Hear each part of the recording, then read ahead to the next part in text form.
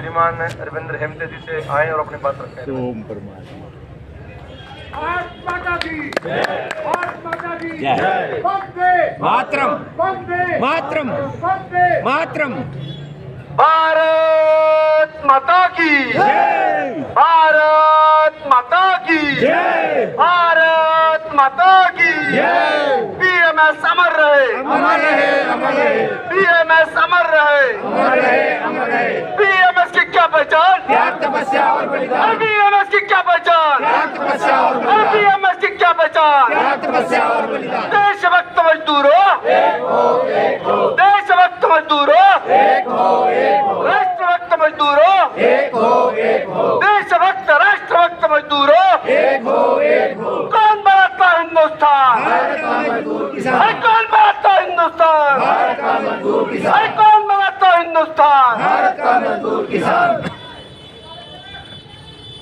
तेरा वैभव अमर रहे माँ, हम दिन चार रहे ना रहे। इस अपनी वाचा के साथ कार्य करने वाला और आज हरियाणा के 22वें अधिवेशन में ये जो जगाधरी है उसमें जो उद्योग चलता था, पीतल और कांस्य के बर्तन बनते थे, ऐसे उद्योग नगरी में कि जहां प्लाईवुड का भी उद्योग बड़ी मात्रा में चल रहा है, अपना अधिवेशन लेकर एक हरियाणा के छोटे से हिस्से में अलग जगाने का काम भारतीय मजदूर संघ ने किया है। इस खुले सत्र के लिए उपस्थित भारतीय मजदूर संघ के वित्त मंत्री माननीय श्री राठौड़ जी, क्षेत्रीय संगठन मंत्री पवन जी, अध्यक्ष अशोक जी और महामंत्री हवा सिंह जी, उपस्थित सभी मेरे भाइयों और बहनों, इतना ही नहीं कि यहाँ पर जो उपस्थित पत्रकार बंधु है, मीडिया है, साथ ही में जो मेरे जनता मेरी आवाज सुन रही है, ये आवाज भारतीय मजदूर संघ की आवाज है, इतना ध्यान में रखें। आज भारतीय मजदूर संघ राष्ट्र की नंबर 1 की संगठन है। 4 करोड़ की मेंबरशिप लेकर अपना कार्य कर रही है। भारत माता की जय। 12 संगठनाएं राष्ट्रीय स्तर पर कार्य करती है। एक तो बता दें जो हमें कहती है कि यह सरकार की संगठना है, और यदि हमारी ये सरकार की संगठन है तो ये क्या है कि जो आज हम सरकार को बताने के लिए यहाँ है। अटल बिहारी जी की जब सरकार थी तब भी हमने लाखों का मोर्चा 2017 में वहां पर निकाला दिल्ली में। मोदी जी की सरकार में भी हमने लाखों का मोर्चा निकाला। अरे जो सरकार मजदूरों का काम करती है, देश का काम करती है, देश के हित में काम करती है, और सरकार हमारी है, और सरकार किस पार्टी के हिस्से में कोई लेन देन नहीं है। हम पर लांछन लगाने वाले एक बार तो भी देख ले कि इन्होंने कितनी बार आवाज उठाया जब कांग्रेस की सरकार थी, और हम कितनी बार आवाज उठा रहे 2014 के बाद से। सोच ले हम पर लांछन लगाने वाले। और मेरी निवेदन है कि जो जो सोच सकता है, जो जो बता सकता है, जो जो हमारी आवाज आगे तक ली जा सकता है, और इस बात को आगे बढ़ाए कि भारतीय मजदूर संघ एकमात्र ऐसी संगठन है कि जो मजदूरों के हितों की रक्षा के लिए खड़ी है, मजदूरों के हितों की रक्षा करती है। आज कॉन्ट्रैक्ट लेबर और कॉन्ट्रैक्टर, अभी मेरे दोस्त से मेरे भाई ने कहा कि यह बीमारी हरियाणा में है। मैं आपको बताना चाहता हूं ये बीमारी सिर्फ हरियाणा में नहीं है, पूरे देश में लगी हुई है। हर राज्य के हर प्रांत में कॉन्ट्रैक्ट लेबर है। अरे जितना काम मेरा रेगुलर कर्मचारी भाई करता है, रेगुलर मजदूर करता है, उससे उतना ही काम मेरा कॉन्ट्रैक्टर लेबर करता है, और इसको 10,000 और उसको 60,000। कहाँ का ये न्याय है?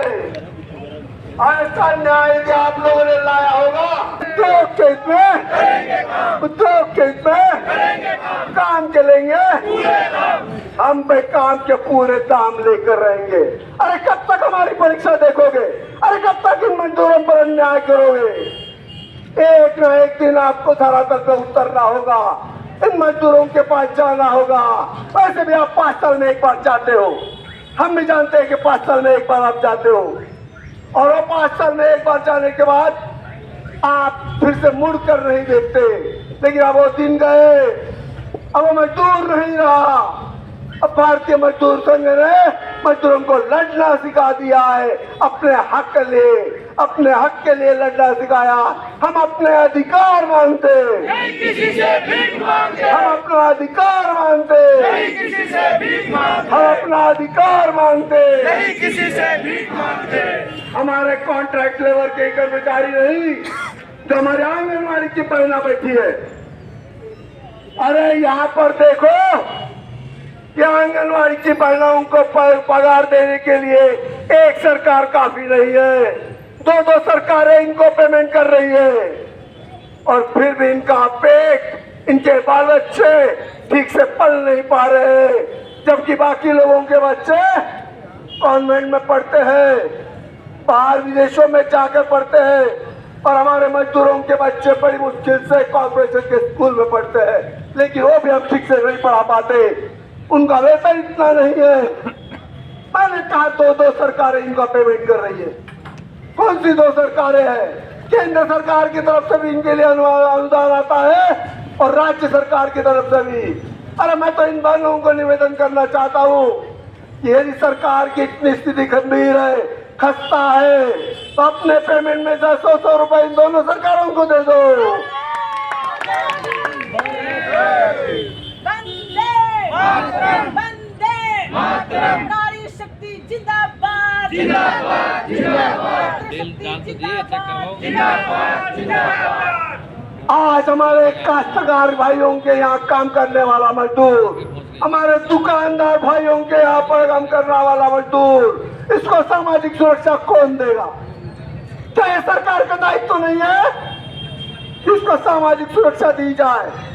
सरकार का ये दायित्व है, और सरकार को ये देना होगा, क्योंकि जब तक सरकार इनको इन सुविधाओं से मुहैया नहीं करती, तब तक के भारतीय मजदूर संघ इनके बीच में का रोड़ा बना रहेगा। हमारी नजर हमेशा इनके ऊपर रहेगी।